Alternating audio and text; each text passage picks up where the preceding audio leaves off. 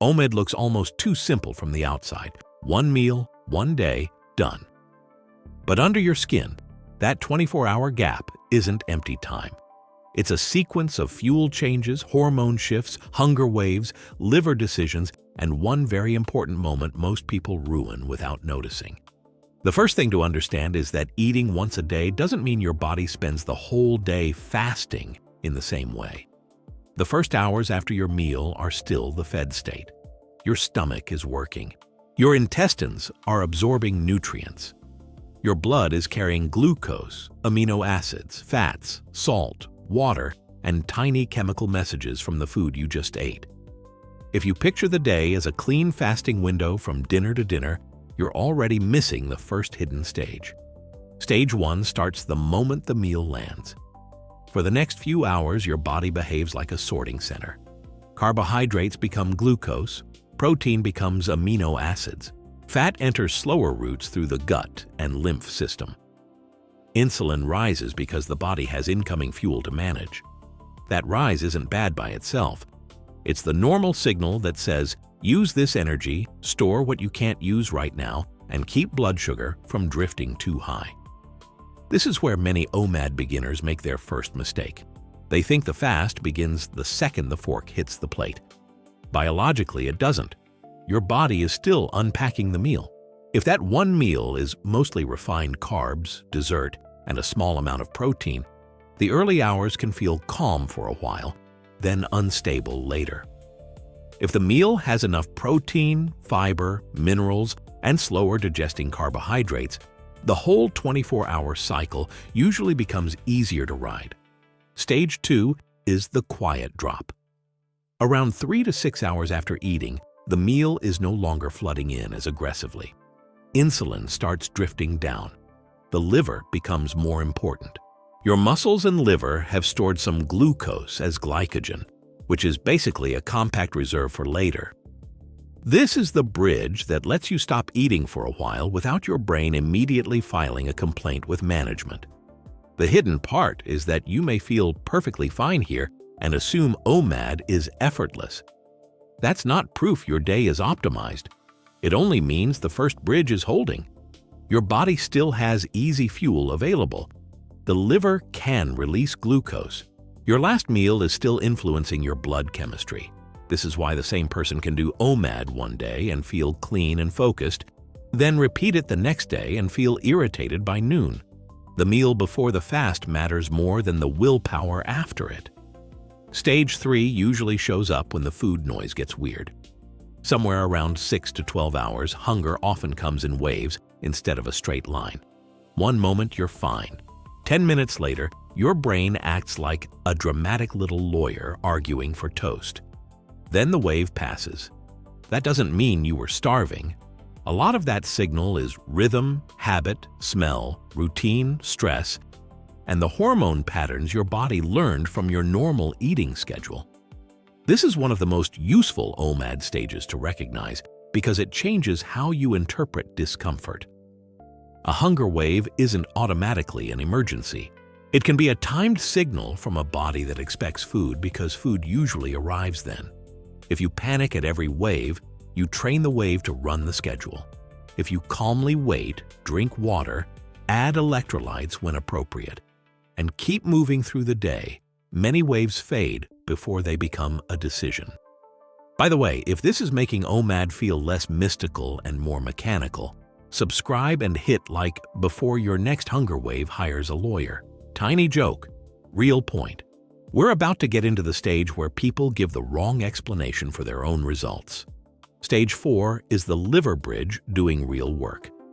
As you move deeper into the gap between meals, liver glycogen starts mattering more.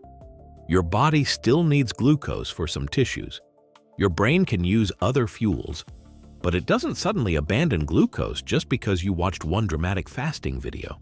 So the liver releases stored glucose, and later it can make small amounts from other materials through a process called gluconeogenesis. That word sounds like it belongs in a lab coat with terrible handwriting, but the idea is simple. Your body is trying to keep blood sugar steady without another meal. It uses stored glucose first, then backup production becomes more relevant. At the same time, fat cells can release fatty acids, and those fatty acids can help cover more of your energy needs. This isn't a heroic transformation. It's normal metabolism doing a long gap between meals. Stage 5 is the false clarity stage. Many people hit the later fasting window and say, "My brain is sharper because I'm finally burning fat." Sometimes, sure, the shift toward fat-derived fuel can feel cleaner for some people. Ketones may rise, especially if the previous meal was lower in carbohydrates or the person is already adapted to fasting. But mental clarity isn't guaranteed, and it isn't always a badge of metabolic greatness. Sometimes the clarity is just fewer digestive demands. Sometimes it's caffeine doing a heroic amount of public relations. Sometimes it's the absence of decision fatigue because you're not thinking about snacks every 2 hours. And sometimes the person isn't focused at all. They're simply a little wired from stress hormones because the body is pushing through a longer gap than it's used to. The feeling is real, but the explanation needs to be careful. This matters because people can turn OMAD into a personality test. If they feel sharp, they assume it's working perfectly. If they feel tired, they assume they're weak. Both conclusions are too simple. The better question is, what is the pattern over several days? Is sleep stable? Is training performance collapsing? Is mood getting worse? Are you overeating at the one meal until your stomach feels like it filed a noise complaint? The hidden stages don't end at hunger. They include recovery. Stage 6 is the gut slowdown. When you eat once a day, your digestive system may get one large workload instead of several smaller ones. Some people tolerate that well. Others feel bloated, heavy, sleepy, or strangely hungry again after a giant meal. That's because a huge plate can be metabolically confusing. The fast was long, but the refeed is compressed. Your stomach stretches, digestion takes time, and the body has to manage a lot of nutrients at once. This is where OMAD can quietly become either elegant or chaotic. An elegant OMAD meal is structured enough to support the next day. Protein first or early, fiber-rich plants, healthy fats, minerals, and carbohydrates chosen for the person's goal and tolerance. A chaotic OMAD meal is, "I didn't eat all day, so now the kitchen owes me reparations." That version can still fit into 24 hours, but it often produces worse sleep, cravings, reflux, and a next-day hunger rebound. Stage 7 is the electrolyte and water stage, and it's painfully easy to miss because it doesn't feel like nutrition. During longer gaps between meals, insulin is lower for more of the day, and lower insulin can change how the kidneys handle sodium and water. Some people feel lightheaded, flat, headachy, or oddly tired, then blame fasting itself. Sometimes the issue is simply that the day had very little sodium, fluid, or mineral support compared with the person's activity level.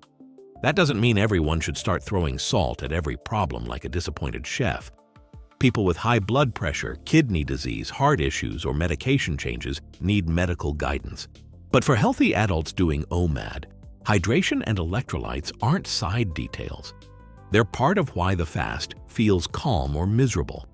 A fasting window isn't only about what you don't eat. It's also about what your body still needs to function while you're not eating. Stage 8 is the adaptation stage. After repeated OMAD days, your body starts learning the schedule. Hunger may concentrate closer to the usual meal time. You may become less reactive to food cues earlier in the day. Some people feel stable and enjoy the simplicity. Others start seeing warning lights: poor sleep, irritability, cold hands, low training output, obsessive thoughts about food, or binge-like eating when the meal finally arrives. This is why OMAD shouldn't be treated like the final boss of health. For some people, it's a useful tool. For others, it's too compressed, especially if they're highly active, underweight, pregnant, breastfeeding, recovering from an eating disorder, managing diabetes, taking glucose-lowering medication, or dealing with illness. The goal isn't to prove you can ignore hunger for 24 hours. The goal is to use meal timing in a way that improves your life outside the eating window. Stage 9 is the clock trap. People love the clean number, 24 hours. It feels objective. It feels disciplined. It looks good in a tracker. But the body doesn't read the tracker like a contract. Your last meal composition, sleep, stress, activity, muscle mass, medication, menstrual cycle, caffeine, alcohol, and the timing of the meal all change what that 24-hour window actually means inside the body. Two people can both eat once a day and live through completely different internal stories. One person eats a balanced meal at 5 p.m., sleeps well, walks after dinner, and wakes up stable.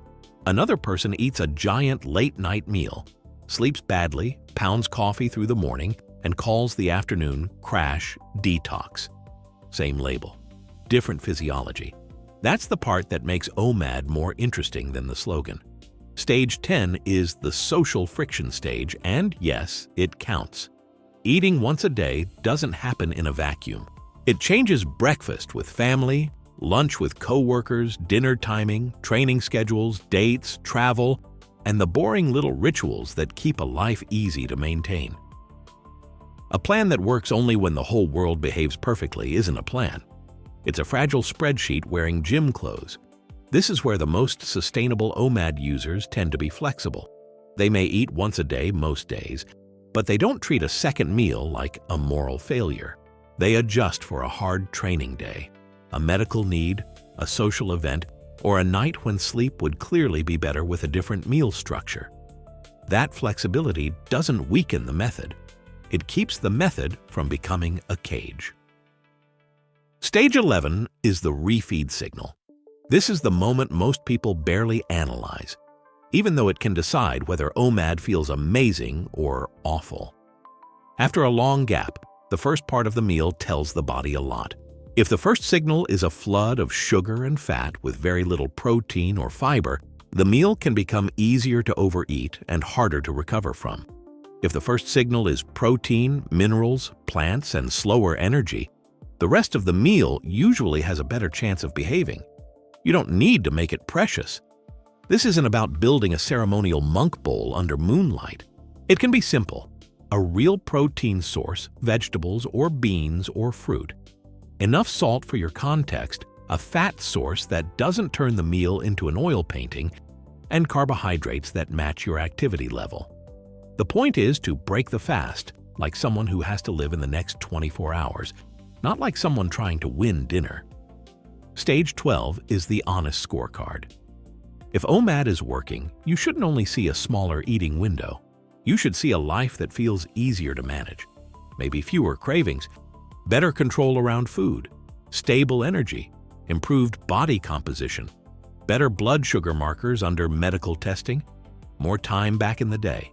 But if the scorecard is worse mood, worse sleep, worse workouts, constant food obsession, or weekend rebound eating, the method is giving you data. That data doesn't mean you're broken. Maybe the meal is built poorly. Maybe the eating window is too tight for your training or stress load. Some people do better with OMAD occasionally than daily.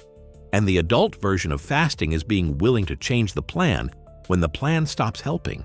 So the hidden stages of eating once a day are not just hungry, then not hungry. The early hours are food sorting. The middle hours are liver support and habit-driven hunger waves. The later hours lean more on stored fuel, water balance, and adaptation. Then the meal itself becomes the final stage, because the way you refeed writes tomorrow's fast before tomorrow even starts.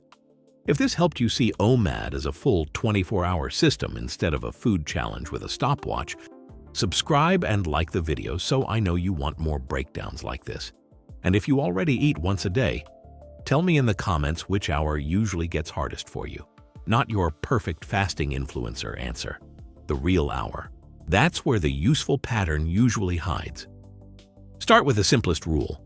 Don't worship the window. Study the response. If your body gets calmer, your meals get better, your sleep holds steady, and your life becomes easier, OMAD might be a useful tool. If the window looks impressive but the rest of your day gets worse, the hidden stage you're seeing is not failure. It's feedback.